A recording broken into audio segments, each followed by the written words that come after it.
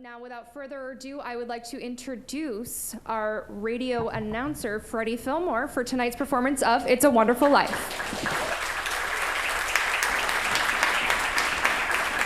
Good evening, ladies and gentlemen, and welcome to a live broadcast of WBFR Playhouse of the Air. Thank you for braving the weather this Christmas Eve. You'll be glad you did when you see the story we have for you tonight. It's a Wonderful Life. There we go. Very good, ladies and gentlemen. Remember, this evening's program is being broadcast live from coast to coast, and our listeners are counting on your reactions as a part of their listening pleasure. So don't be shy. Feel free to applaud, laugh, swoon, or cry just as loudly as the spirit moves you. Thank you. Getting the signal from our stage manager, we'll be going on live on the air in just less than 3 minutes, which allows me just enough time to introduce our fine acting ensemble who'll be performing this evening's presentation. You know him from Chick Carter, Boy Detective, and Cowpoke Romance, playing George Bailey, the hero of tonight's story, Mr. Jake Lawrence.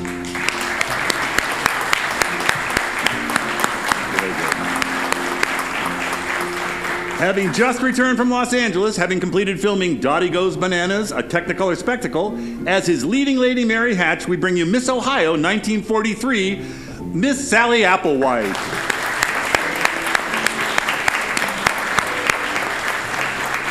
WBFR Playhouse of the Air listeners have heard our next little lady in roles ranging from Mother Cabrini to Salome, and playing small-town vixen Violet Beck and others in this evening's story, I give you Miss Lana Sherwood.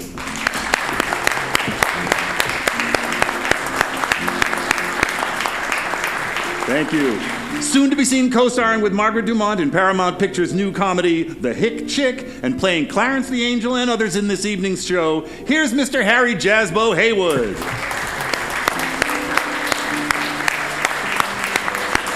And finally, host of Females Are Fabulous, and here with you every week on Playhouse of the Air, I'm Freddie Fillmore.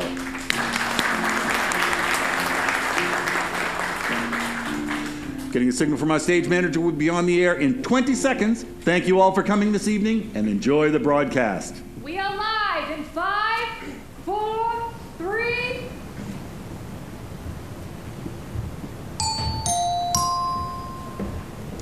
WBFR in New York City. This is WBFR Playhouse of the Air. Good evening, ladies and gentlemen, boys, girls, young and old and new. Greetings from WBFR Studio A in Manhattan, New York, right here in the US of A. I'm your host, Freddie Fillmore, and it's my pleasure to bring you your favorite stories this and every week on WBFR Playhouse of the Air. Tonight, we have a real feel-good, heart-warmer story for you tonight. Any Christmas Eve is good for this story. It's a wonderful life. We begin our little story in the little town of Bedford Falls, New York, US of A, where a number of people in the town are praying for their dear friend, a typical American dreamer named George Bailey. Dear God, please look over my husband, George. George is a good boy, you know that. My son has always gone out of his way to give others a hand. Now it's him who needs the help. Help my big brother George. He's done so much for so many. More for me than I can remember. I remember all the times he would stay late after work and not ask a cent. The world needs more like George Bailey. George really never thinks about himself. Well, I wouldn't have a roof over my head if it wasn't for him. If it wasn't for him, I would have given up long ago. All I think about is myself. I must have taken the last cent he had. He had no sense of business, that George Bailey, just like his father. None of the Baileys were ever businessmen. It's his own fault if he wasn't prepared for times like these. I can't help but think it's all my own fault. Help him, Father. It's me who's putting him through all this. Something's the matter with Daddy. Should we pray for him, Mommy? Yes, Zuzu. Pray. Pray very hard. Help my Dear big God, brother George. please look over He's my done husband. so He's much always for so gone out of many. his More way. for me than I Now can it's The remember. voices carry heavenward, and Let's Joseph, bring him the up. superintendent of angels, summons Clarence, an apprentice angel. You sent for me, sir? Yes, Clarence. A man down on earth needs our help. Splendid. Is he sick? No, worse. He's discouraged. At exactly 10:45 p.m. tonight, Earth time, that man will be thinking seriously of throwing away God's greatest gift. Oh, dear. Oh, dear, his life.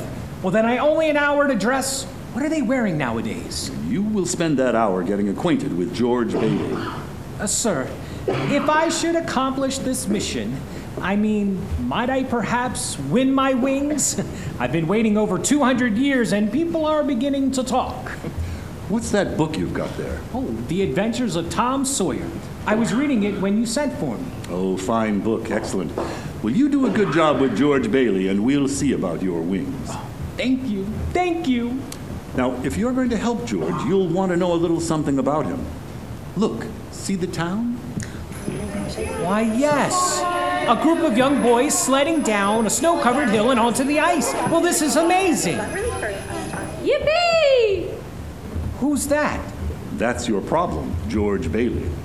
A boy? Well, that's him when he was 12 back in 1919. Something happens here you'll have to remember later on. And here comes the scare baby, my kid brother, Harry Bailey. I'm not scared. Oh, come on, Harry. Attaboy. Come on.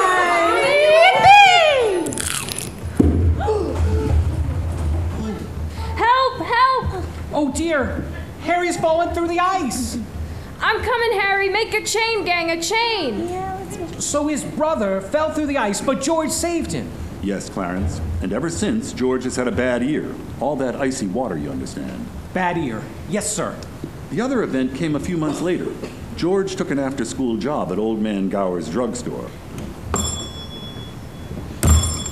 It's me, Mr. Gower, George Bailey. You're late. Yes, sir. Hello, George. Hello, Mary. Hello, Violet. 2 cents worth of shoelaces, Violet? Mary was here first. I'm still thinking. Shoelaces? Please, Georgie. I like him. You like every boy. What's wrong with that? Here you are. Oh, bye, Georgie. See you later, Mary. Made up your mind yet, Mary? I'll take chocolate. With coconuts? I don't like coconuts. You don't like coconuts? Say brainless, don't you know where coconuts come from? Looky here, from Tahiti, Fiji Islands, the Coral Sea. What's that you got there? A new magazine? I never saw it before. Of course you never. Only us explorers can get it. I've been nominated for membership in the National Geographic Society. Let me get your ice cream. Is this the ear you can't hear on? George Bailey, I'll love you till the day I die. I'm going out exploring someday. You watch. And I'm gonna have a couple of harems and maybe 3 or 4 wives. Wait and see.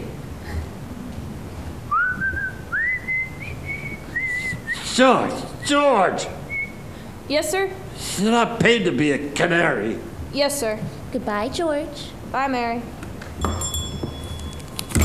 What was that piece of paper George just picked up? It's a telegram from Mr. Gower. He found out this morning that his son died of influenza. Oh, awful. Yes, and he spent the afternoon drowning his grief in whiskey. Mr. Gower, do you want something? Anything? No. Anything I can do back here? No. I'll get them, sir. What's this bottle, Mr. Gower? Never mind that. Take those capsules over to Mrs. Blaines's. Yes, sir. They have the diphtheria there, haven't they, sir? Yeah. Is it a charge, sir? Yes, it's charged. Mr. Gower, I think... Get going. Yes, sir. Mr. Gower? What is it? Mr. Gower, you... that bottle you used. You put something wrong in those capsules. Who do you think you're talking to? You're hurting my sore ear. Do you hear what I say? Get out of here. Mr. Gower, you don't know what you're doing. You put something wrong in those capsules. I know you're unhappy. You got that telegram and you're upset. It wasn't your fault, Mr. Gower, but look, Mr. Gower, look. This bottle you used, this bottle to make up the capsules, it's poison. Poison. Don't hit my sore ear again. Poison. Oh, George. All I wanted was to make sure, Mr. Gower, I won't tell anyone. I know what you're feeling. I won't ever tell a soul. Hope to die I won't. Oh, George. Did he ever tell anyone about those pills? Not a soul. Did he ever marry the girl? Did he ever go exploring? We'll get there soon enough, Clarence. When George Bailey grew up, he wanted to go to college, but there just wasn't the money. So he worked 4 years in the Building and Loan Association. Building and Loan Association? George's father was in the building and loan business, along with George's Uncle Billy. George, what's the combination to the safe?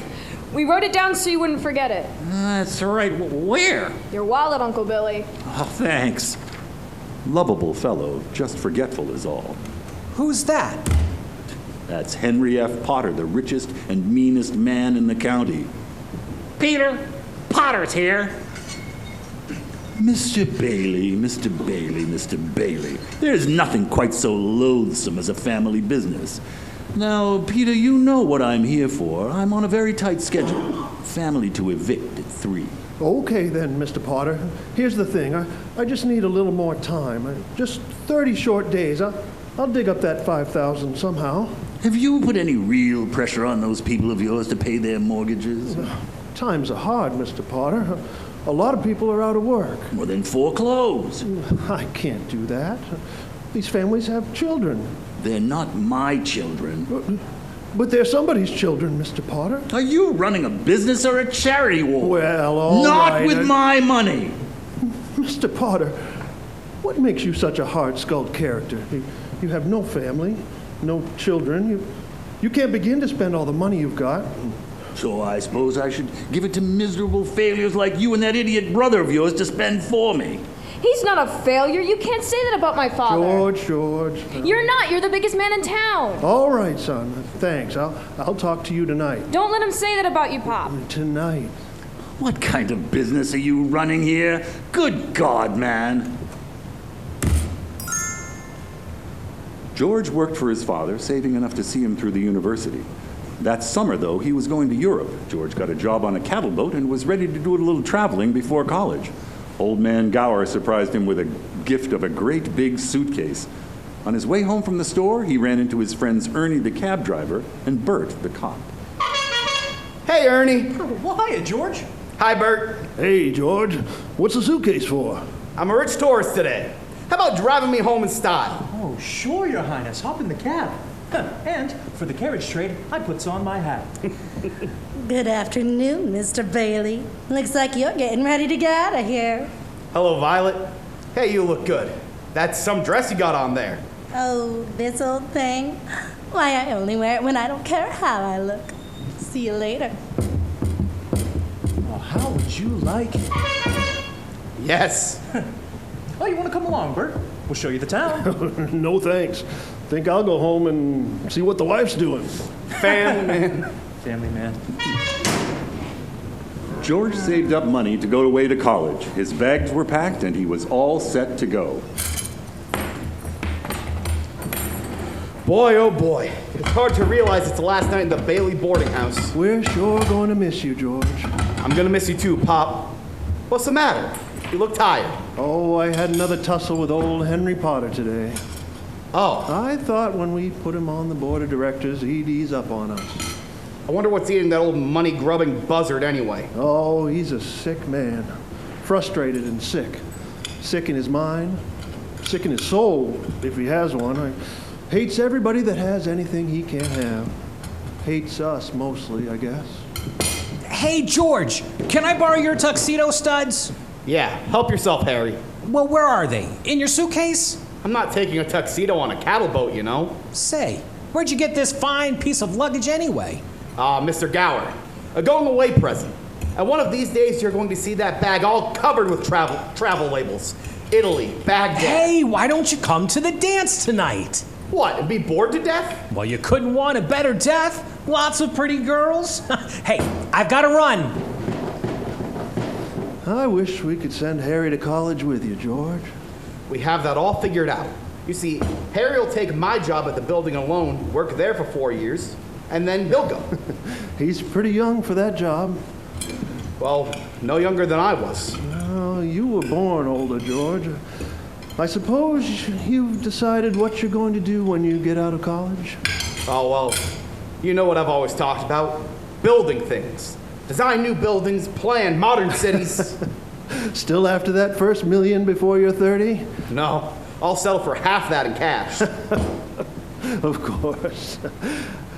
It's just a hope, but hey, you wouldn't consider coming back to the building alone, would you? I know, it's early to talk about it. I couldn't face being cooped up for the rest of my life in that shabby little office. Oh, I'm sorry, Pop. I didn't mean that remark, but this business of nickels and dimes and spending all your life trying to figure out how to save 3 cents on a length of pipe, I go crazy. I want to do something big and Something important. You know, George, I feel that in a small way we are doing something important. Satisfying a fundamental urge. It's not too much for a man to want his own roof and walls and fireplace. And we're helping him get those things in our shabby little office. I know, Dad. I wish I felt that I've been hoarding pennies like a miser in order to... Most of my friends have already finished college.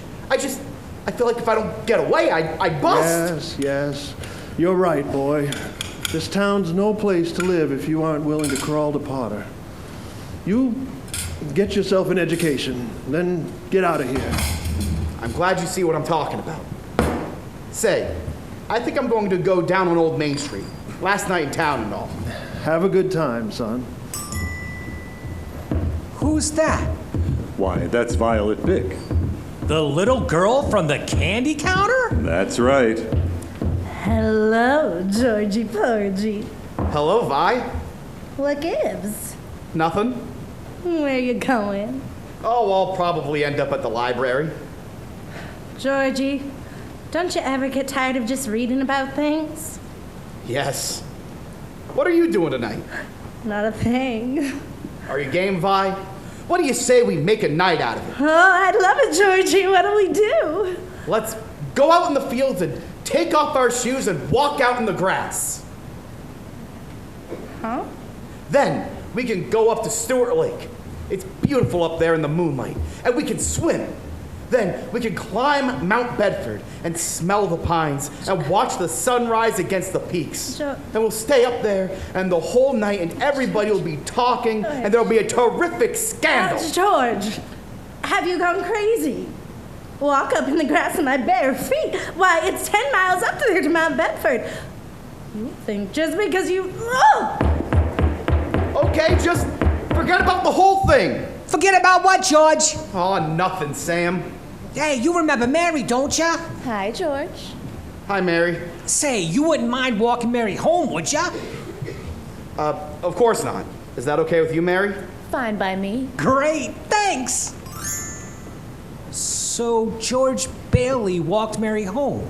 Is that important, Joseph? I'd say it is, because even though Mary lived only 4 blocks away, it took them 2 hours to get there.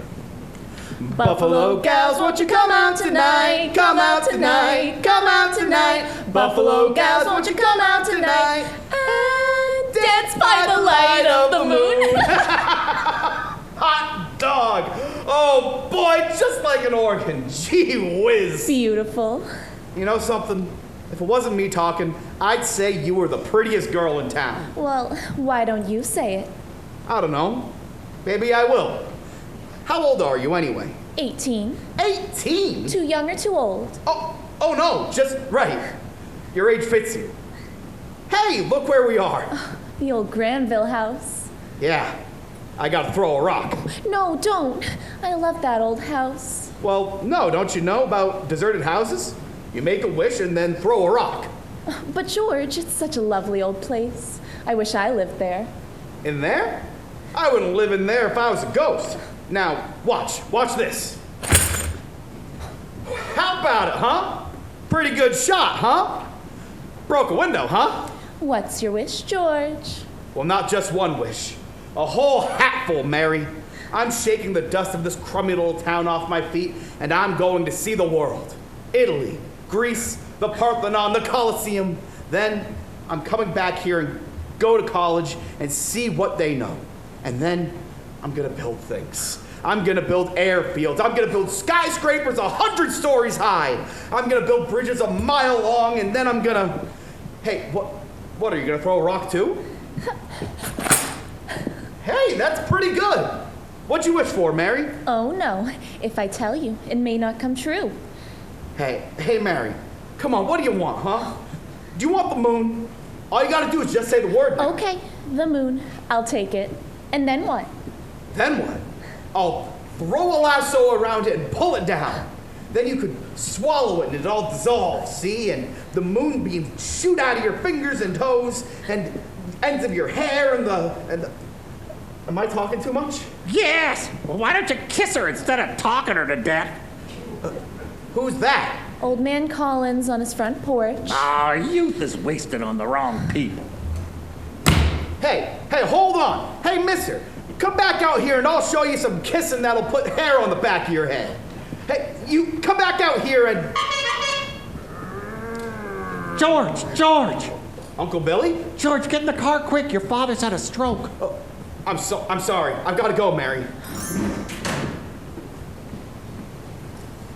George's father died that night, Clarence. So, of course, George couldn't go to Europe. But that fall, just as he was ready to leave for college, the directors of the building and loan held a meeting. They were going to appoint a successor. All right, everybody, let's come together now, everybody. Now, I want the board to know that George gave up his trip to Europe to help straighten things out these past few months, and it was greatly appreciated. I think that's all we need you for, George. Good luck to you at school. I know you're anxious to make a train. Yes, I have a taxi waiting downstairs. Mr. Chairman, I'd like to get to my real purpose. I claim this institution is not necessary to this town. Therefore, Mr. Chairman, I make a motion to dissolve the building and loan and turn its assets and liabilities over to the receiver. Now, let's see here. I think we might be moving a bit too fast. And now, it's too soon after Peter Bailey's death to discuss chloroforming the building and loan. It was his faith and devotion that are responsible for this organization. I'll go further than that. I'll say that to the public, Peter Bailey was the building and loan. Oh, that's fine, Potter, coming from you, considering you probably drove him to his grave. Peter Bailey was not a businessman. That's what killed him. Oh, I don't mean any disrespect to him, God rest his soul. He was a man of high ideals, so-called. But ideals without common sense can ruin this town. What does that get us? A discontented, lazy rabble instead of a thrifty working class. And all because a few starry-eyed dreamers like Peter Bailey stir them up and fill their heads with a lot of impossible hooey. Now, I say Just a minute. Now, hold on, Mr. Potter. You're right when you say my father was no businessman. I know that. Why he ever started this cheap penny-ante building and loan, I'll never know. But neither you nor anybody else can say anything against his character because his whole life was... Why, in the 25 years since he and Uncle Billy started this thing, he never once thought of himself. Isn't that right, Uncle Billy? You got that right. He didn't save enough money to send Harry to school, let alone me. But he did help a few people get out of your slums, Mr. Potter. What's wrong with that? Why, here, you're all businessmen here. Doesn't it make them better citizens? Doesn't it make them better customers? You said, what'd you say just a minute ago? They had to wait and save their money before they even ought to think of a decent home. Wait? Wait for what? Until their children grow up and leave them? Until they're so old and broken down that they... Do you know how long it takes a working man to save $5,000?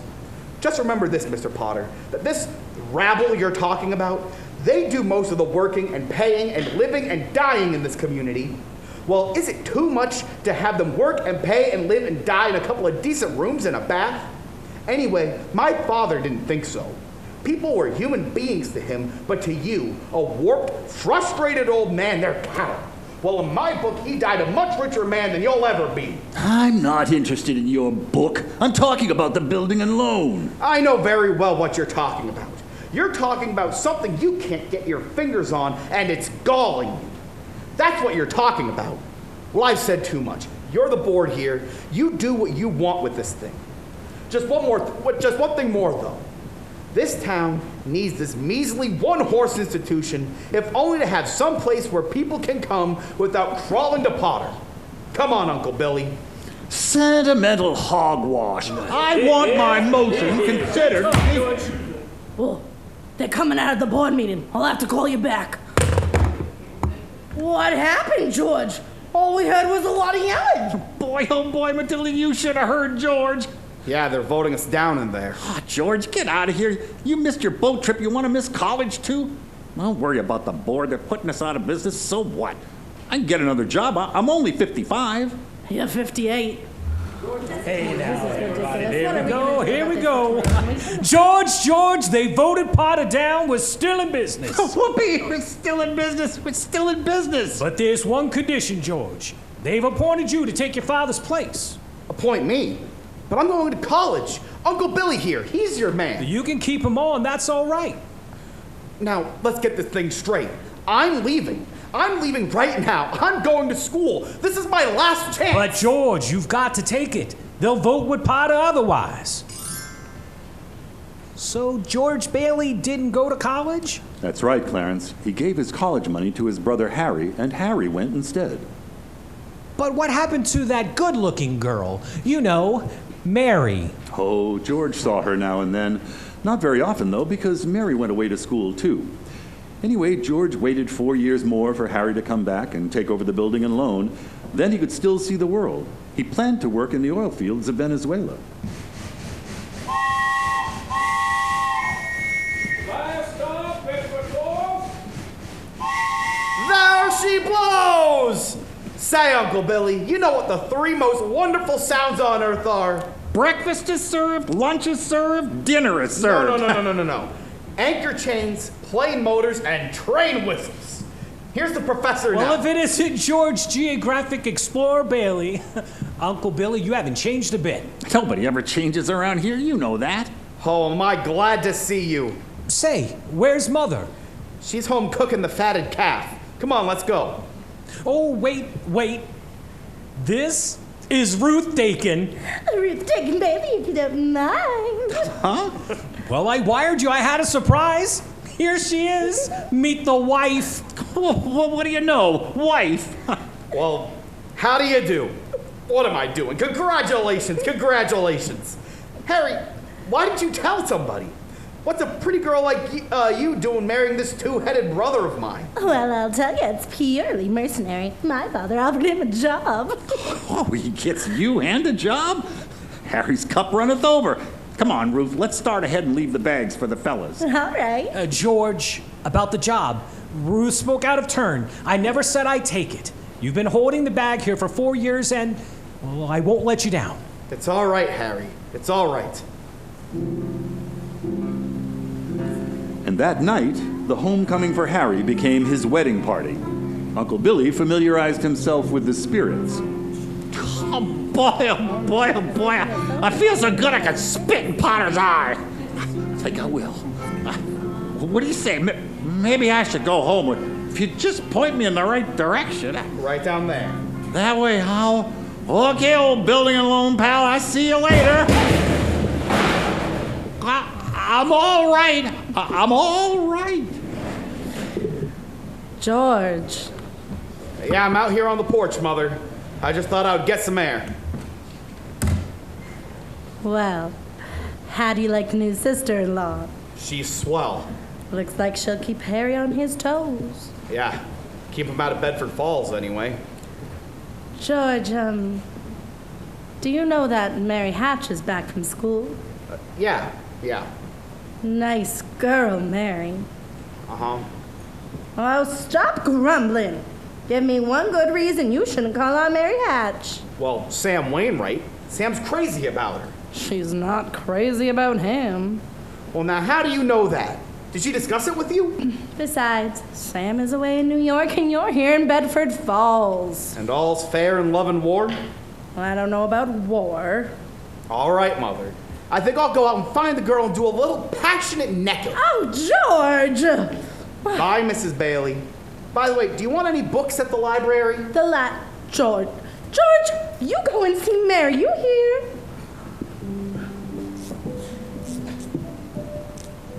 Hello, George.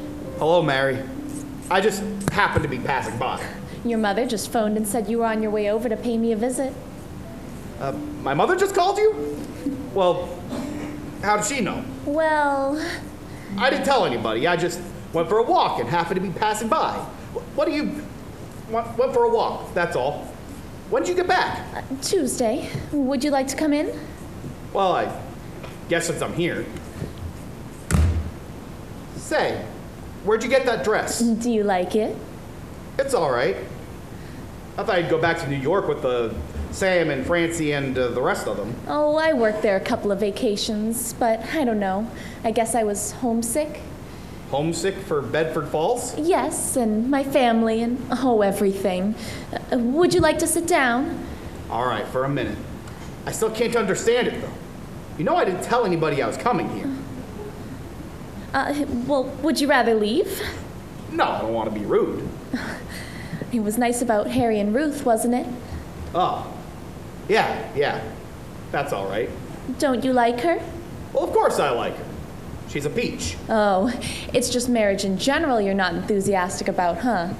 No, marriage is okay for Harry and Sam Wainwright and you. Mary, who's out there with you? It's George Bailey, Mother. George Bailey, what does he want? Oh, I don't know. What do you want, George? Me? Not a thing. I just came in to get warm. He's making violent love to me, Mother.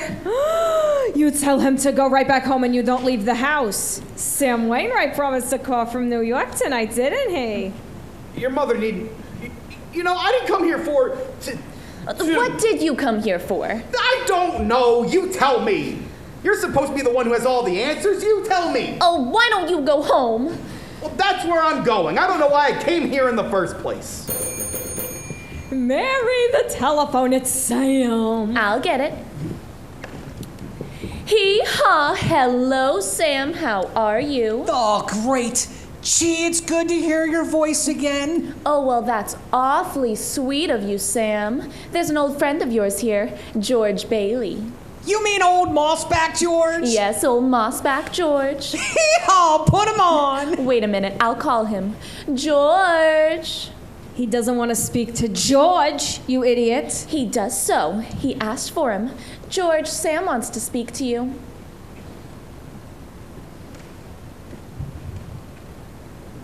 Hello, Sam. Hey, fine pal you are. What are you trying to do, steal my girl? What do you mean? Nobody's trying to steal your girl. No, wait a minute. I want to talk to both of you. Tell Mary to get on the extension. Mother's on the extension. I am not.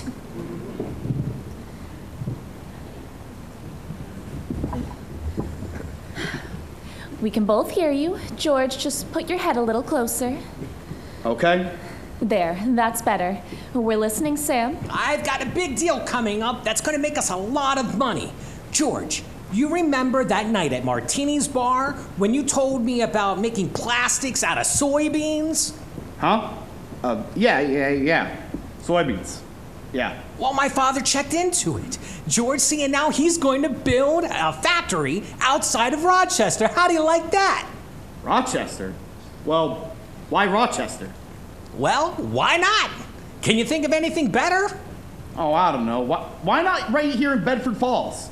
Remember that old Tool Machinery Works? You tell your father he can get that for a song. All the labor he wants, too. Half the town was thrown out of work when they closed down. That's so? Well, I'll tell him. Hey, that sounds great. Oh, baby, I knew you'd come through. Now, here's the point, George. I may have a job for you. That is, unless you're still married to that old broken down building and loan. Oh, Mary. I'm here. You tell that guy I'm giving him a chance of a lifetime, you hear? He says it's the chance of a lifetime. Give me that phone. Now, you listen to me, Mary. I don't want any plastics. I don't want any job. I don't want to get married, ever, to anyone. You understand that? I want to do what I want to do, and you're not going to... Oh, Mary. George. Oh, Mary, I love you. George, I love you too.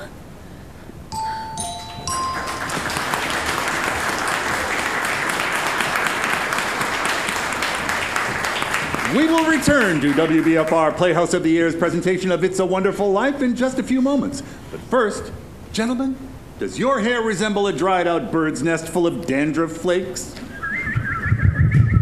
Do you plaster your hair down like a cheap gigolo smelling to high heaven?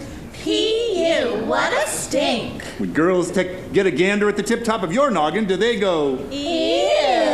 Well, here's a friendly hint that may just help you out in the romance department. Starting tomorrow, why not try Bremel Hair Tonic? Yes, sirree, you'll be heading for success with Bremel Groomed Hair. A success with the gals and on the job. Bremel always keeps your hair looking mighty attractive, always in place, a real sex appealer. Wow. Bremel Hair Tonic does lots more than keep your hair handsome looking. Bramble the swank hair tonic makes your filthy bird's nest clean. A little dab will do ya, all the pretty gals will scream. Not only will dames love it, your barber will shout out with glee. Bramble the swank hair tonic, your dandruff will be his story. Buy some Bremel today. Your hair will thank you. And now, back to It's a Wonderful Life.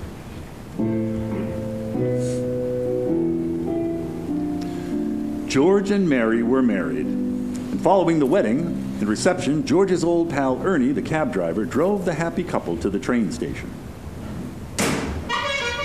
Hey, where are the two of you going on this here now honeymoon?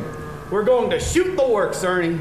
A whole week in New York. A whole week in Bermuda.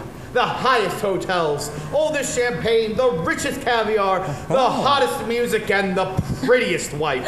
Here's the kitty, Ernie. $2,000. I feel like a bootlegger's wife. So, you're finally getting out of Bedford Falls, huh? Then what? Then what, honey? After that, who cares? That does it! Hey, Mrs. Bailey, I haven't kissed you since... Hey, George. There's something funny going on over there. Look over at the bank. It looks like a run. Huh. Pull over there a minute, will you, Ernie? Oh, George, let's not stop, please. Let's go straight to the station. Now, wait a minute. I better see what it is. I'll be right back. George, please. George! Hey, what's going on? What is this, Uncle Billy, a holiday? Why are the doors locked? There's a crowd out front. This is a pickle, George. All right, now, what happened? Well, all I know is the bank called our loan. I had to hand out all our cash. All of it? Every last cent of it.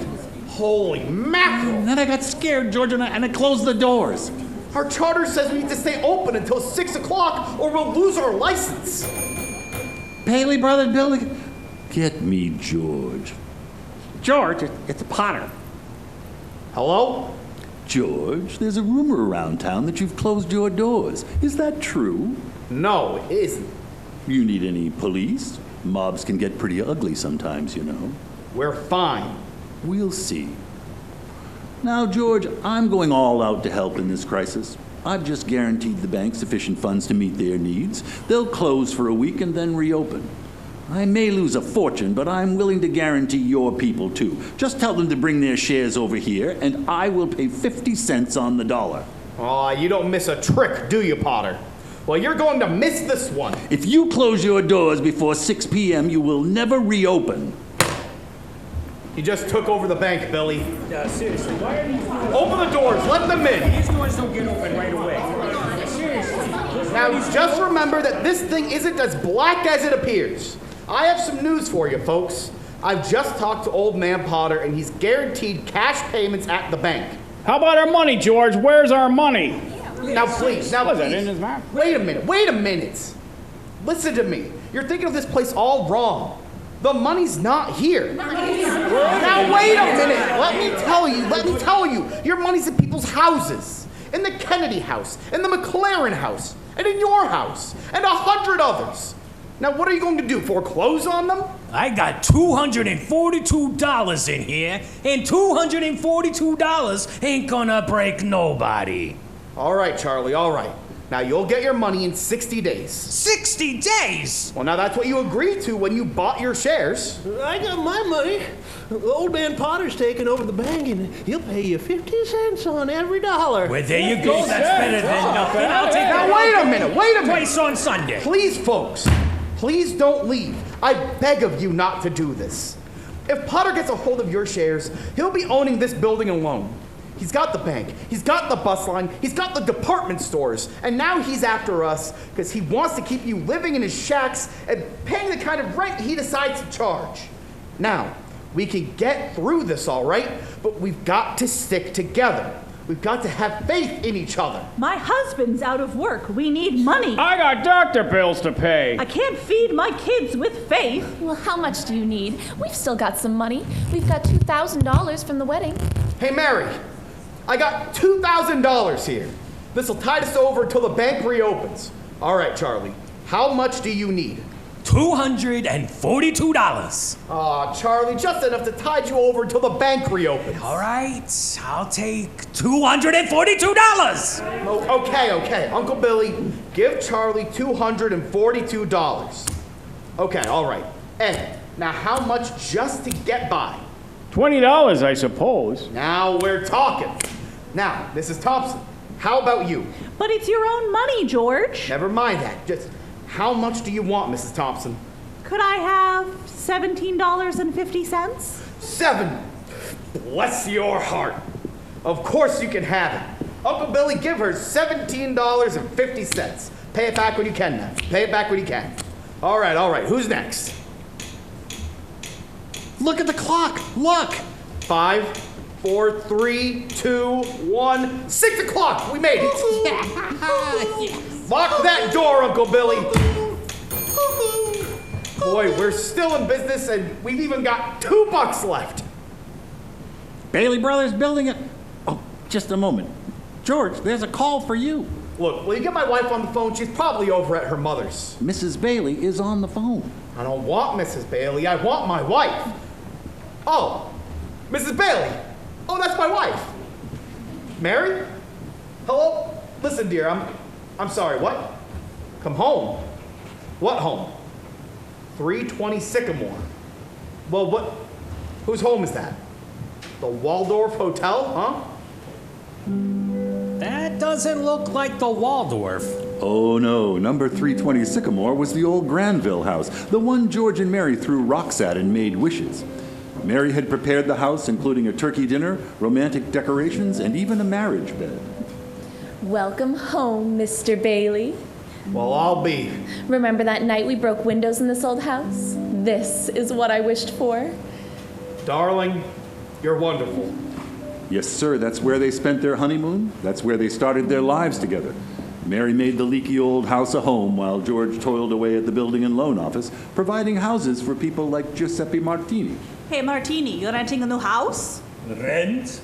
Ah! You hear that, Mr. Bailey? I own this house. Me, Giuseppe Martini. I own my own house. No more we live like pigs in Potter's Field. We have something for you and your family, Mr. Martini. George and I bring something for all the new owners. For the Martinis? Maria, come quick! Our first housewarming gifts! Bring the kids! Bread, so that this house may never know hunger. Salt, so that life may always have flavor. And wine, that joy and prosperity may reign forever. Enter the Martini Castle! Bailey houses were popping up all over the place, mostly owned by people that used to live in Potter's Field. And Potter had just about enough of that, so after a couple of months, old man Potter decided to call our George into his office. Sit down, George. Sit down. Have a cigar? Thank you, sir. Quite a cigar, Mr. Potter. You like it? I'll send you a box. Well, I suppose I'll find out sooner or later, but just what exactly did you want to see me about? George, now that's what I like so much about you. George, I'm an old man and most people hate me, but I don't like them either, so that makes it all even. You know just as well as I do that I run practically everything in this town but the Bailey Building and Loan.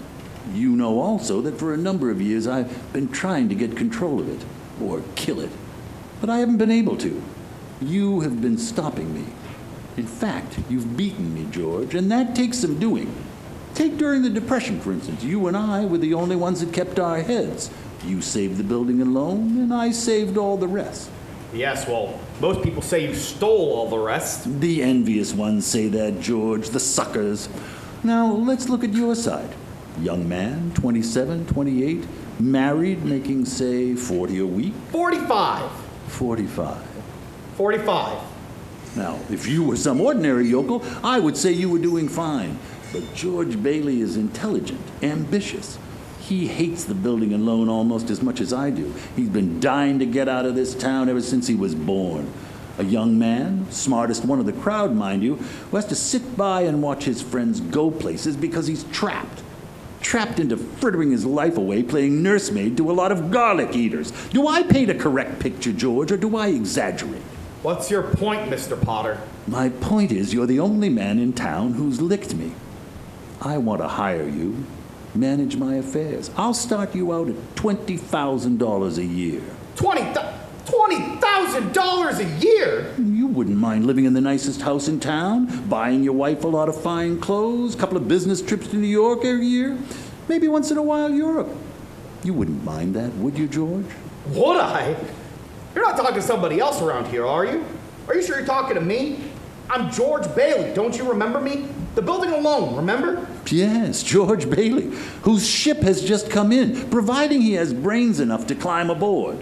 Well, what about the building alone? Oh, confound it, man. I'm offering you a 3-year contract at $20,000 a year. Is it a deal or isn't it? Mr. Potter, I know I ought to jump at the chance, but I wonder if you might give me 24 hours to think about it. Sure. You go home and talk to your wife. Yeah, I'd like that. In the meantime, I'll draw up the papers, and soon you'll be managing my affairs. Your affairs? No. The answer's no, doggone it. You sit around here, you spin your little webs, and you think the whole world revolves around you and your money. Well, it doesn't, Mr. Potter. In the whole vast configuration of things, I'd say you're nothing but a scurvy little spider.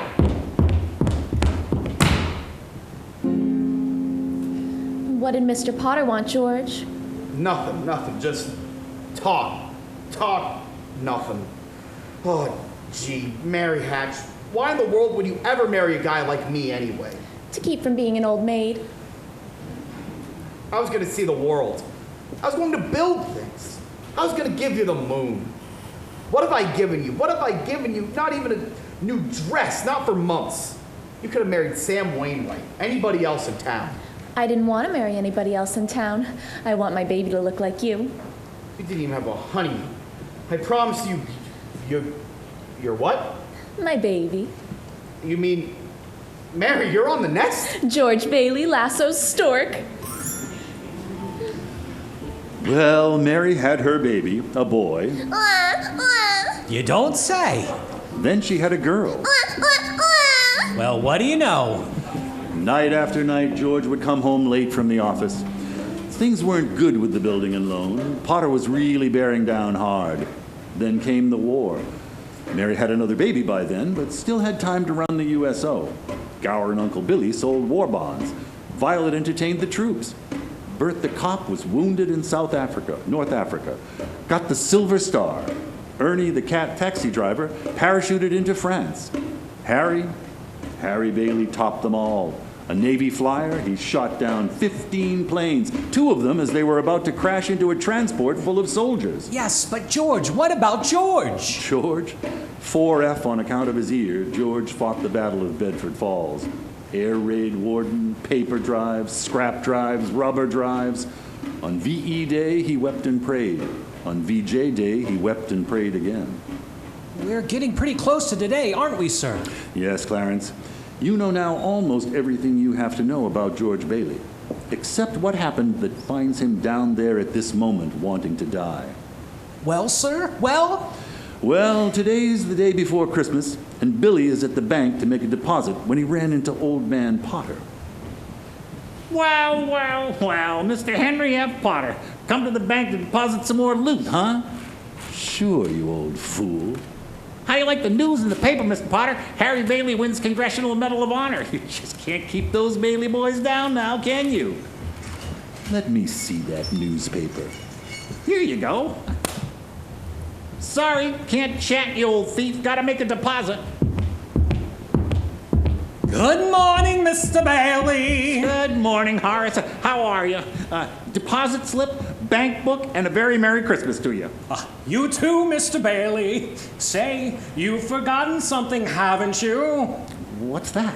You want to make a deposit? Well, certainly. Well, it's customary to bring the money with you. It's gone. Where'd I put it? Where'd I put that money? A terrible thing, Clarence, terrible. Uncle Billy couldn't find the money because the envelope with the $8,000 was folded up in that newspaper he gave to Old Man Potter. At the same time as Billy started looking for the deposit, Violet came to visit George at the building and loan. Oh, hello, Vi. Suppose you're getting things set back at the house for the party tonight. You know you're invited. What's wrong? You see right through me, don't you? How much do you need? I hate doing this to you, George, but I won't be asking for any more after this. You planning on robbing a bank, Vi? I'm going to Manhattan. What's in Manhattan? Why, everything's in Manhattan. A new start, at least. That's a big step, Vi. What's the matter with starting a new life right here in Bedford Falls? Well, I'll be. Never thought I'd hear that from you, George Bailey. I thought you hated this place. I did. But this town has a charm of its own. You should give tours, maybe. I'm just thinking of you, Violet. Manhattan's got a big place to take on your own. I've made a decision. There's a midnight train tonight, and I plan to be on it. Takes a lot of character to leave your hometown and start all over again. Here's some dough. No, George, don't. What do you want to do? Hawk your furs in that hat? Want to walk to New York? You know they charge for meals and rent up there just the same as they do in Bedford Falls. Yeah, sure. It's a loan. That's my business. Building and loan. Besides, you'll get a job. Good luck to you. I'm glad I know you, George Bailey. Say hello to New York for me. Merry Christmas, George. George! Uncle, what's going on? The bank examiner's coming today and Today? Yeah. Wants the accounts payable. What's the matter with you? The money, the 8,000. What, Uncle Billy? What happened to it? I don't know. I was going to deposit it, and when I went to the bank, I didn't have it. $8,000, Uncle Billy. The bank examiner's in town, and it's not our money. It belongs to the depositors. I'm so sorry, George. I just don't know what happened. Well, the first place you look is in your coat pocket. I told you to put it there when you left. Oh, I'm no good to you, George. I'm no good.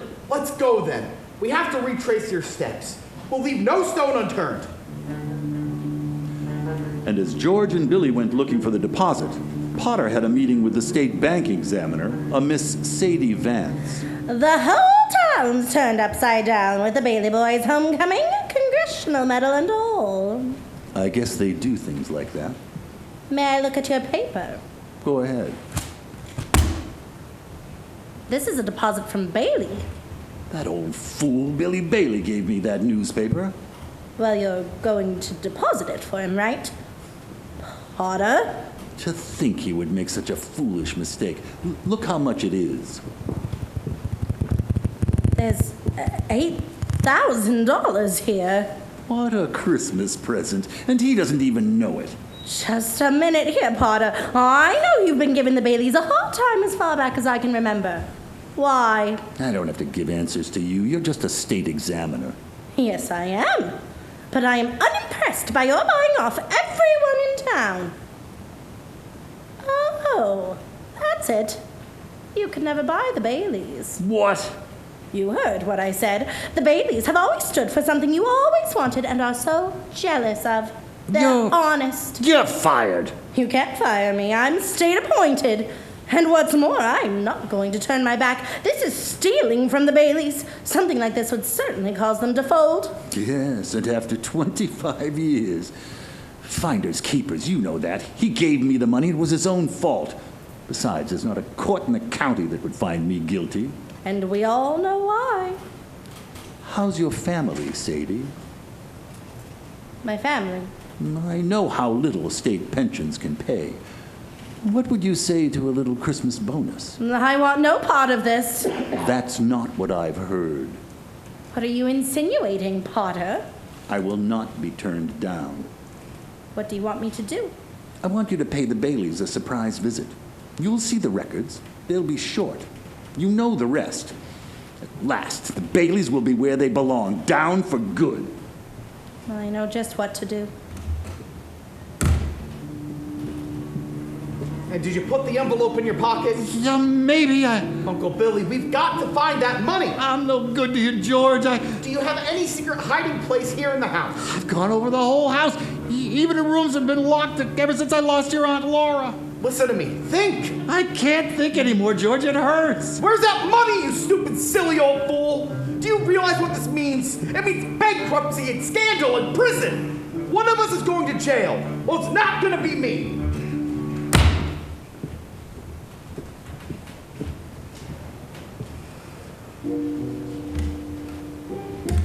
Hello, darling. Hello, Daddy. Daddy, did you bring the wreath? What wreath? And the Merry Christmas wreath for the window. I left it at the office. Is it snowing? Yeah, just started. Oh, where's your coat and hat? Left them at the office. What's the matter? Nothing's the matter. Everything's all right. Isn't it wonderful about Harry? We're famous, George. I bet I had 50 calls today about the parade, the banquet. Your mother, she's so excited. Must she keep playing that? I have to practice for the party tonight, Daddy.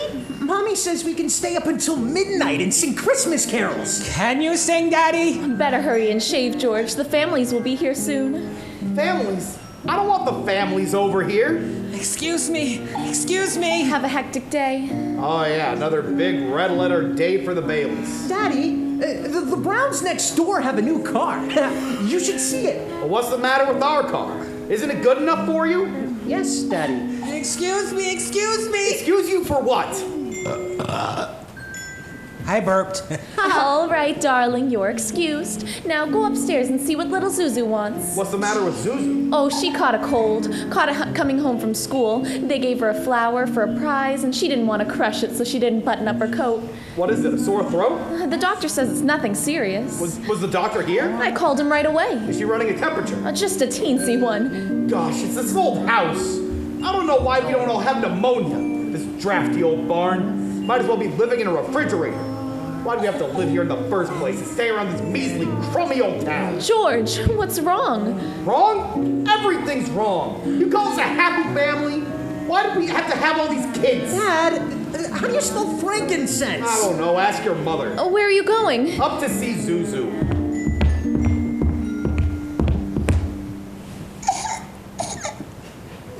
Hi, Daddy. Well, what happened to you? I want a flower. Where do you think you're going? I will give my flower a drink. Here, give Daddy the flower. I'll give it a drink. Look, Daddy, some of the petals came off. Taste it. Yeah, all right. Now I'll paste this together. There it is, good as new. I'll give the flower a drink. Now will you do something for me? What? Will you try to get some sleep? I'm not sleepy. I want to look at my flower. I know. But you just go to sleep, and then you can dream about it, and it'll be a whole garden. It will? Uh-huh. Telephone! I'll get it. Hello. Yes, this is Mrs. Bailey. Oh, thank you, Mrs. Welch. The doctor says she'll be out of bed in time for her Christmas dinner. Is that Zuzu's teacher? Yes. Let me speak to her. Hello, Mrs. Welch? This is George Bailey. Say, what kind of teacher are you anyway? What do you mean sending her home like that, half naked? George! Is this the sort of thing we pay taxes for? To have teachers like you? Silly, stupid, careless people who send our kids home without any clothes on? Oh, that's stupid. Hello, Mrs. Welch. I wanted to apologize. Hello? Hello? She hung up. I'll hang her up. Now, who do you think you're talking to? Wait a minute. Hello? Who is this? This is Mr. Welch. Mr. Welch. Yeah. Okay, that's fine, Mr. Welch. Gives me a chance to tell you what I really think of your wife. George. Let's hear it. Will you get out and let me handle this? Hello? Yeah, I'm right here. Oh, you will, huh? Yeah. Okay, Mr. Welch. Anytime you think you're man enough. I'll come right through this phone. Oh. Daddy, how do you spell hallelujah? What do you think I am, a dictionary? Janie, haven't you learned that silly tune yet? You played it over and over again. Now stop it! Stop it! George, what are you doing? I'm sorry, Mary. Janie, I'm sorry. I didn't... You go on and practice. Pete, I owe you an apology, too. I'm sorry. What did you want to know? Nothing, Daddy.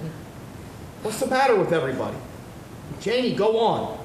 I told you to practice. Now go on. Play. Oh, Daddy. George, why must you torture the children? Why don't you... Mary. Where's Daddy going? Bedford 247, please. Is Daddy in trouble? Yes, Pete. Shall I pray for him? Yes, Janie. Pray very hard. Me too? You too, Tommy. Hello, Uncle Billy. So, that's it, George. You're short $8,000 in the books, eh? Oh, please, Mr. Potter. I'll pay any sort of interest. If you still want the building and loan. You say it was lost. Did you notify the police? No, sir. I haven't done that yet. Harry's homecoming tomorrow. Why did you come to me? What about your good friend Sam Wainwright? I can't get a hold of him. He's in Europe. What kind of security would I have, George? What collateral? I have some life insurance. A $15,000 policy. How much is your equity in it? $500. And you want $8,000? Look at you. You used to be so cocky. You were going to go out and conquer the world. You once called me a warped, frustrated old man. What are you but a warped, frustrated young man? Crawling in here on your hands and knees for help. No securities, no stocks, no bonds. You're worth more dead than you are alive. Why don't you go to the riffraff you love so much and ask them for help? I'll do anything, Mr. Potter. Please. Please help me. My wife and kids. You know what I'm going to do for you? As a stockholder in the building and loan, I'm calling the state examiner to get a warrant for your arrest. Misappropriation of funds, manipulation, Mr. Potter, malfeasance. They can't arrest me. Go on and run. You can't hide in a little town like this. Merry Christmas, George.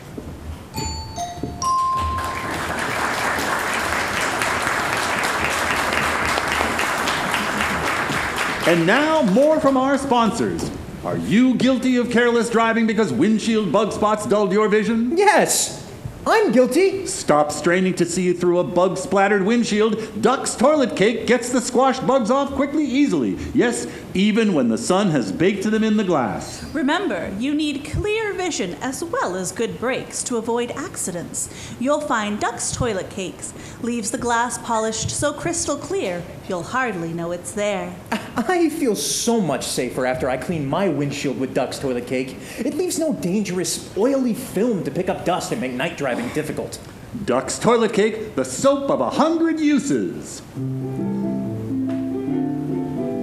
You better wash high, you better wash low. Behind your ears too, I'm telling you so. Duck's Toilet Cake is cleaning uptown. It washes up cars, it washes up bars, and out in L.A. it washes up stars. Duck's Toilet Cake is cleaning uptown. It's found in every bathroom, from sea to shining sea. It's used by our dear president, and it's used by you and me. Hey! You better wash high, you better wash low. Behind your ears too, I'm telling you so. Duck's Toilet Cake is cleaning uptown. Buy a cake of Duck's toilet soap today. Keep it in your car.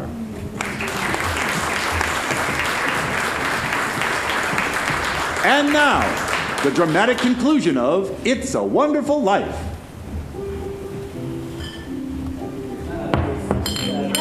Christmas time. Merry Christmas. Glad you come. How about some of that good spaghetti? We got to everything. Where's George, sir? Where? After running out of Potter's office, George ended up at Martini's bar. He's had a couple of drinks, Clarence. He's just sitting there. What's he saying? Who is he? Shh. God, dear Father in heaven, I'm not a praying man, but if you're up there and you can hear me, show me the way. I'm at the end of my rope. Show me the way, God. You all right, George? You want somebody to take you home? Why you drink so much, my friend? You don't feel good? Please go home, Mr. Bailey. Bailey? Did you say Bailey? Which Bailey? This gentleman is Mr. Bailey. Mr. George Bailey. George Bailey, huh? And the next time you talk to my wife like that, you'll get worse. It isn't enough she slaves teaching you stupid kids how to read and write. You gotta bawl her out. You get out of here, Mr. Welch. You hit my best friend. You get out. Mr. All right. Mr. Bailey, you okay? Who was that? Mr. Welch. But don't worry, he don't come in this place no more. I'll get something for your face. It's bleeding. All right. Please don't go away, Mr. Bailey. Please don't. Leave me alone. Leave me alone.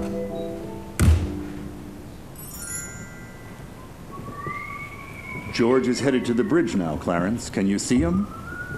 He looks like he's going to jump. It's time, Clarence. Excuse me, sir. You there. Have you got the time? My watch is dead. Thanks just the same. Help! Help! I can't swim! Help me! Hold it, mister. I'm coming. What in the Sam Hill are the two of you doing? This storm's not fit for man or beast. Now get out of that water. Oh. Are the two of you all right? Do you need a doctor? No, I'm all right. No, I'm fine. This underwear, I didn't have time to get anything stylish. My wife gave me this on my last birthday. I passed away in it. Passed away? Oh, I see Tom Sawyer's drying out too. Who? My book. I left in such a hurry I brought Tom Sawyer with me. Oh, you should read the new book Mark Twain is working on. How'd you happen to fall in? Oh, I jumped in. I jumped in to save you. You jumped in to save me. Well, I did, didn't I? You didn't go through with it, did you? Go through with what? Suicide. It's against the law to commit suicide around here. Yeah, it's against the law where I come from, too. Well, where do you come from? Heaven. What? I had to act quickly. That's why I jumped in. I knew if I were drowning, you would try to save me. And you see, you did. And that's how I saved you. Oh, that's very funny. Your lip's bleeding, George. Yeah, I got a bust in the jaw in answer to a prayer. Oh, no, George. I'm the answer to your prayer. How do you know my name? Oh, I know all about you. I've watched you grow up from a little boy. What are you, a mind reader or something? Oh, no. Well, who are you then? Clarence Oddbody, AS2. Oddbody. AS2. What's that, AS2? Angel, second class. Hey, I'm getting out of here. You may not need a doctor, but I do. Cheerio, my good man. Hey, look here. Why'd you want to save me? 'Cause I'm your guardian angel. I wouldn't be a bit surprised. Ridiculous of you to think of ending your life over money. $8,000. Yeah, just things like that. Now, how'd you know that? I told you. I'm your guardian angel. I know everything about you. Well, you look like about the kind of angel I get. Sort of a fallen angel, aren't you? What happened to your wings? I haven't won my wings yet. That's why I'm an angel second class. Oh, I see. But you could help me earn them, George, by letting me help you. You don't happen to have $8,000 on you. Oh, no. We don't use money in heaven. Oh, that's right. I keep forgetting. Comes pretty handy down here, bub. Aw, tut. I found it out a little late. I'm worth more dead than alive. Now look, you mustn't say things like that. I won't get my wings with that attitude. You just don't know all that you've done. If it hadn't been for you... Yeah, if it hadn't been for me, everyone would be a lot better off. My wife and my kids and my friends. This isn't going to be easy. It'd all be better if I hadn't been born. What'd you say? I said I wish I'd never been born. George, that's wonderful! Wonderful? The idea you just gave me. Well, you've got your wish. You've never been born. Never been born. Exactly. No worries, no $8,000 to get, nothing. You simply don't exist. Hey, wait a minute. This ear of mine. Say something else in that ear. You don't have a bad ear anymore. Don't you see? You're not the George Bailey you think you are. You're a nobody. Well, that's the doggonedest thing. Your lips stopped bleeding too, George. What do you know about that? What happened? I need a drink. That's what I need. What about you, Angel? Do you want a drink? Oh, well, I don't know. Come on, come on. We'll go as soon as our clothes are dry. Our clothes are dry. Hey, so they are. That's funny. That stove's hotter than I thought. Well, look, let's get dressed and we'll stroll over to Martini's and then, oh, excuse me, I'll stroll, you'll fly. I haven't got my wings. You haven't got your wings. Yeah, that's right. A couple of drinks and we'll both fly.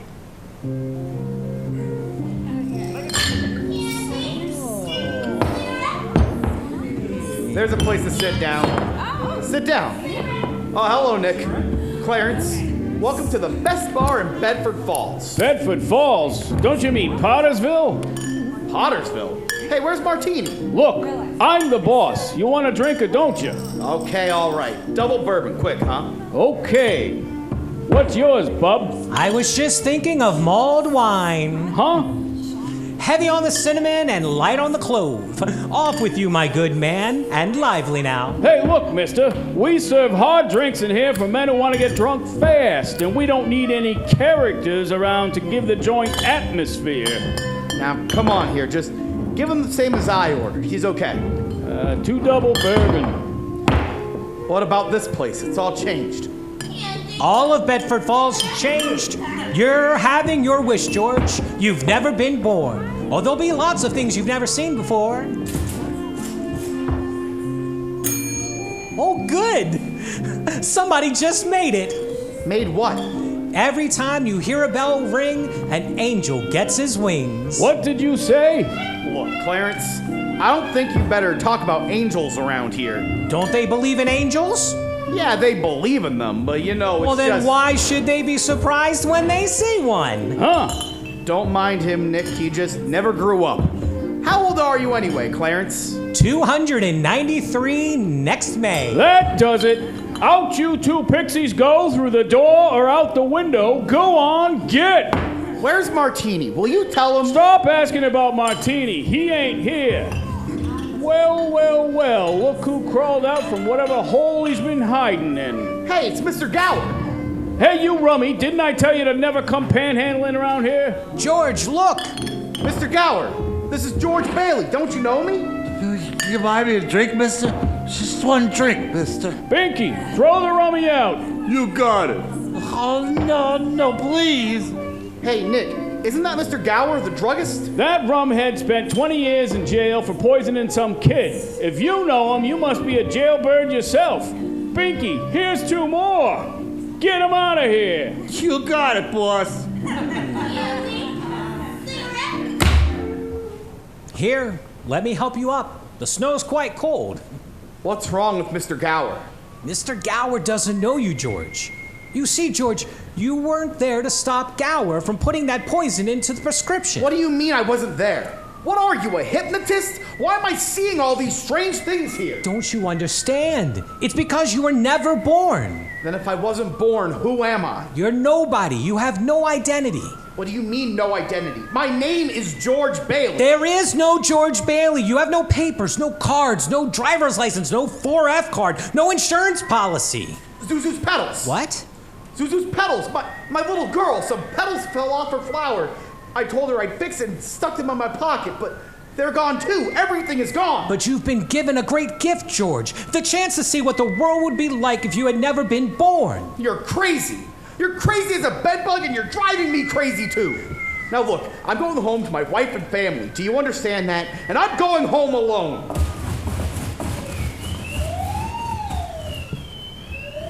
You know the drill. Hands behind your back, sister. Keep your hands off of me. Why don't you go bust somebody else for a change? Hey, officer.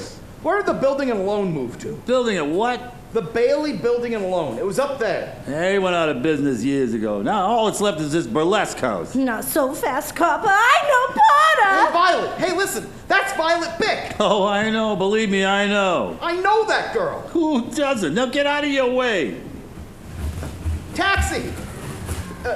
Hey, Ernie, take me home. I'm going off my nut. Where do you live? Aw, now doggone it, Ernie. Don't you start pulling that stuff. You know where I live. 320 Sycamore. Now hurry up. Okay. 320 Sycamore? Yeah, hurry up. Zuzu's sick. All right. Look here, Ernie. Straighten me out here. I've got some bad liquor or something. Listen to me. Now, you are Ernie Bishop, and you live in Bailey Park with your wife and kid. That's right, isn't it? You seen my wife? Seen your wife? I've been to your house 100 times! Look, bud, what's the idea? I live in a shack in Pottersfield, and my wife ran away 3 years ago and took the kid. And I ain't never seen you before in my life. Okay, just step on it. Just get me home.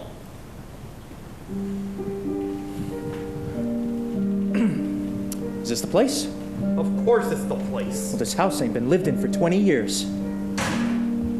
Mary! Mary, I'm home! Pete, Tommy, Janie, Zuzu! Where are you? They're not there, George. You don't have children. Where are they, Clarence? What have you done with them? All right, put up your hands. What is this? No fast moves. Come on out here, both of you. Bert, thank heaven you're here. Bert, what's happened to this house? Where's Mary? Where's my kids? Watch him, Bert. Come on. I'm gonna take you down to the station. Bert, now listen to me. It's that fellow there. He says he's an angel. He tried to hypnotize me. Don't make me use my nightstick. Bert, I hate to do this, but... Run, George! George, run now!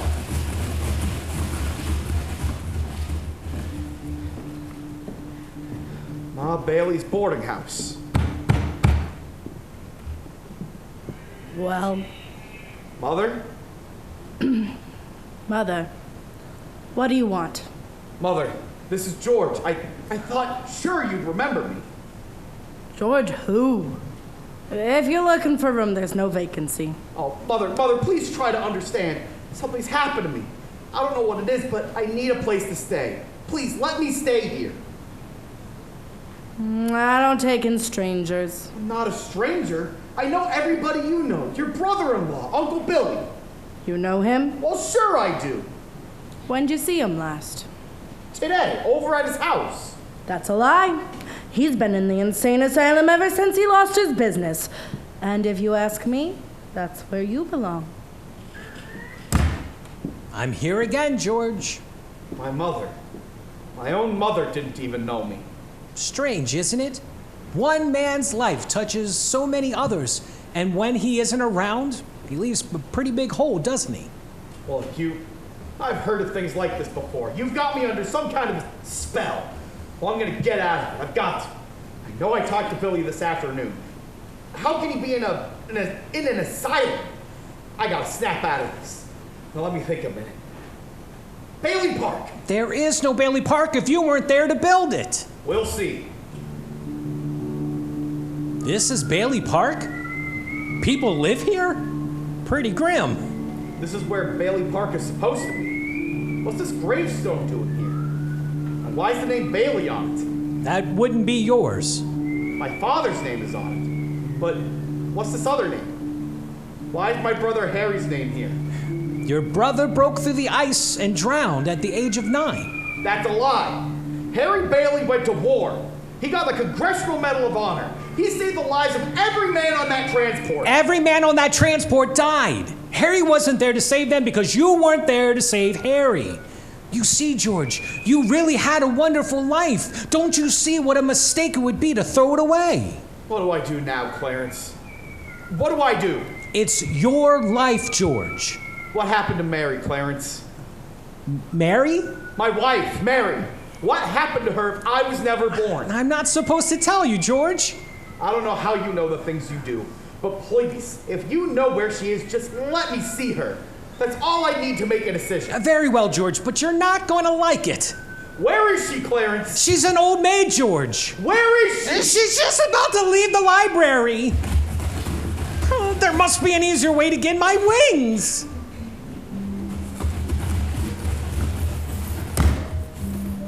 Is the library closed? It's Christmas Eve. We can't stay open all night. Can I ask you something? I should really be getting home. What is there to go home to? That is none of your business, sir. The library is closed. Maybe you should try back on the 26th. Mary, I'm sorry. How do you know my name? All I need is a couple of minutes. I told you, the library is closed. Please, just 2 minutes. That's all I need. I'll do anything. You sound desperate. I'll help if I can. What is it? Isn't this town Bedford Falls? It used to be, but that was some time ago. I wasn't very old when Potter took the town and along with its name for himself. So, you do know a place called Bedford Falls? I've seen pictures. It looked like a very nice place. Things have changed, but that's with the times. I have to go. Mary Hatch, you live on Reed Street, a white Victoria. Your bedroom is at the top of the stairs. You turn left. You have an older brother, Marty, and you live with your mother, Edwina. How do you know all this? What are you, some crazy man? Stop it! I'm leaving! Don't you know me, Mary? Just let me touch you. Get your hands off of me! I'll call a cop! The house you wished for, don't you remember? I told you I don't know you! Let me go! Officer! Don't you know me? You must! Mary, it's George, don't you know me? Let me go! Mary, please. Oh, don't do this to me. Please, Mary. Help me. Where are our kids? What? I need you, Mary. Help me, Mary. Get away from me! Help! Help! Police! Mary, it's George. Please, Mary, you're my wife. Clarence! Clarence! Clarence, where are you? Help me, Clarence. Get me back. I don't care what happens to me. Only get me back to my wife and kids. Help me, Clarence. Please, please. I want to live again. I want to live again, please. Oh, God, please let me live again. George. Is that you, George? Now get out of here, Bert. Get out of here. You come any closer and I'll hit you again. What the Sam Hill are you yelling for, George? Come on. George? George? Bert, do you know me? Know you? I've been looking all over town for you. Where you been? Hey, Bert. Bert, I'm alive again, Bert. You sure you're all right? Hey, your mouth's bleeding. It is? Hey, my mouth's bleeding. Bert, look at the blood come out of there. Would you? Susie's petals. Susie's petals, there they are. What do you know about that? Merry Christmas, Bert. Well, Merry Christmas. Get in the car, I'll drive you home. You will, Bert. Oh, well, do that and turn the siren wide open. Merry Christmas, Bedford Falls. Merry Christmas, you wonderful old building alone. Merry Christmas, Mr. Potter. Yippee! Oh, thank goodness. Almost out of here. It's Mary! Mary, I'm home! Have you seen my wife? Hey, what is this? These people, these reporters? Hey, Merry Christmas, reporters! Mr. Bailey, there's a deficit. I know. $8,000, I bet, huh? Hey, George, I got a little paper here. I'll bet it's a warrant for my arrest. Isn't it wonderful? Merry Christmas! Hey, where's Mary, you know? Look at this wonderful old drafty house. Isn't it wonderful? Where's Mary? Merry Christmas, Daddy! Christmas! Kids! Pete, Janie, Tommy, I could eat you up. Where's your mother? She went looking for you with Uncle Billy. Daddy! Zuzu, my little ginger snap. How do you feel? Fine, Daddy. Not a smidge of temperature. Not a smidge. Hallelujah.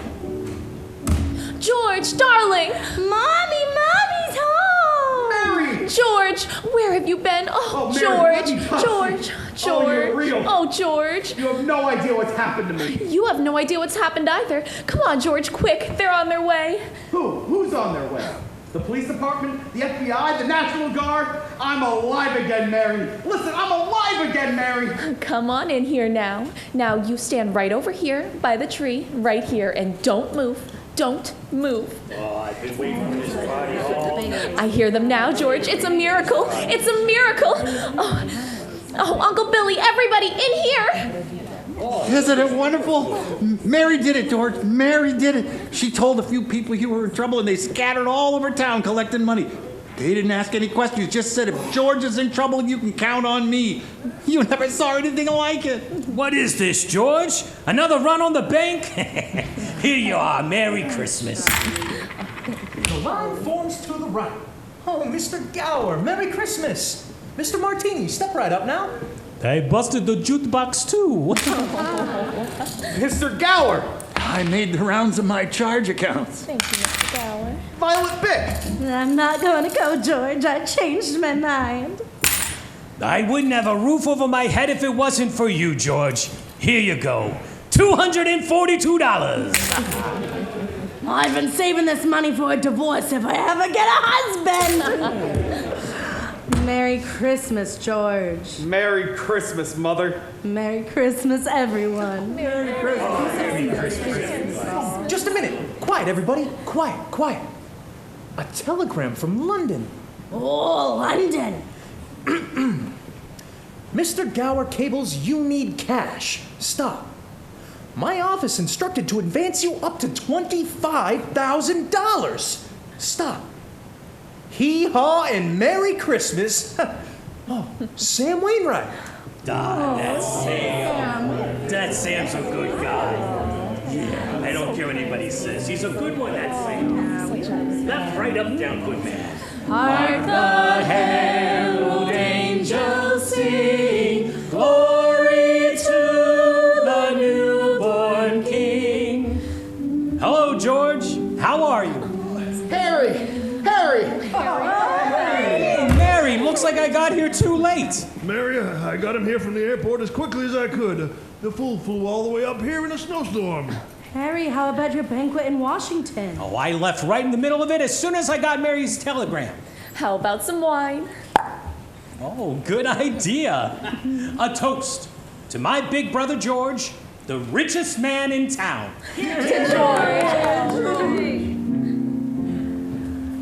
Should old acquaintance be forgot and never brought to mind? What's this book, George? Tom Sawyer. Look, there's an inscription. George, remember, no man is a failure who has friends. Thanks for the wings. Love, Clarence. What's that? That's a Christmas present from a very dear friend of mine. Look, Daddy. Teacher says every time a bell rings, an angel gets its wing. That's right. Attaboy, Clarence.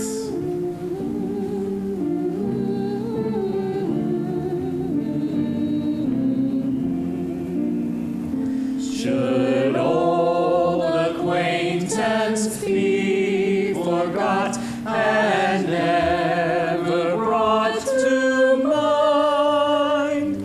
Should old acquaintance be forgot and days of old lang syne? This has been WBFR Playhouse of the Year's presentation of It's a Wonderful Life. The WBFR Playhouse is brought to you this and every week by Bremel Hair Tonic and Duck's Toilet Cake. Please stay tuned for a program of popular holiday music. This is Freddie Fillmore signing off for WBFR in New York City and wishing you and yours a very Merry Christmas. Good night. For old